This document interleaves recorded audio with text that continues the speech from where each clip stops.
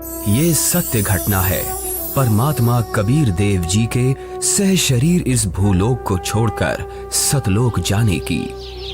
इस लीला को करके उन्होंने सिद्ध कर दिया कि वे ही सच्चे और पूर्ण परमात्मा हैं।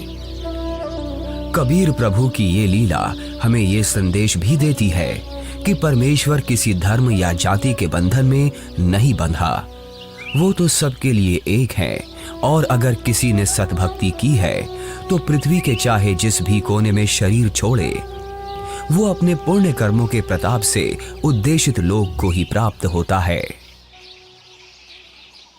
ये बात उस समय की है जब ये कहा जाता था कि मगहर में मरने वाला नरक में जाता है और अगले जन्म में उसे गधे के रूप में जन्म लेना पड़ता है।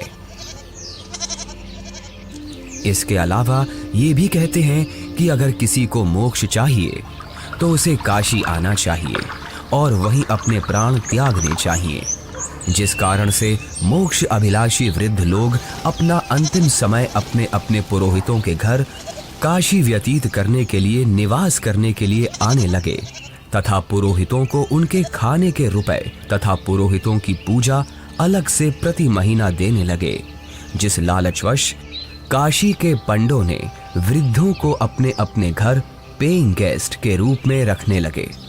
एक एक पुरोहित के घर 10-10 वृद्ध हो गए। कोई रोगी तो कोई अन्य परेशानी से ग्रस्त होने लगे तो उन लालची पंडों ने मीटिंग करके षड्यंत्र के तहत वृद्धों को मारने के लिए गंगा दरिया के किनारे एक करोंत यानी आरा लगाया।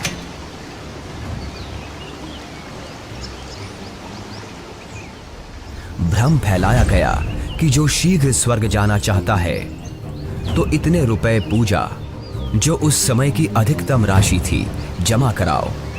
श्रद्धालुओं ने वृद्धावस्था के दुख से छुटकारा पाने के लिए तथा स्वर्ग जाने की भावना से वह महंगी फीस भी देने लगे। उन पंडों ने आदमियों का आरे से गर्दन काटने का पाप सिर पर ले लिया।